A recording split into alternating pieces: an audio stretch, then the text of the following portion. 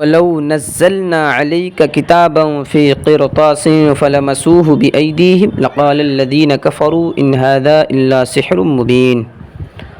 اور اگر ہم کاغذ میں کچھ لکھا ہوا آپ پر اتار دیتے پھر یہ اسے چھو لیتے تب بھی کافر کہہ دیتے کہ یہ تو کھلا جادو ہے۔ یہ آیت نضر ابن حارث، عبداللہ بن امیہ اور نوفل بن خویلد کے بارے میں نازل ہوئی، جنہوں نے کہا تھا اے محمد صلی اللہ علیہ وسلم، ہم تم پر ہرگز ایمان نہ لائیں گے جب تک تم ہمارے پاس اللہ عز و جل کی طرف سے کتاب نہ لاؤ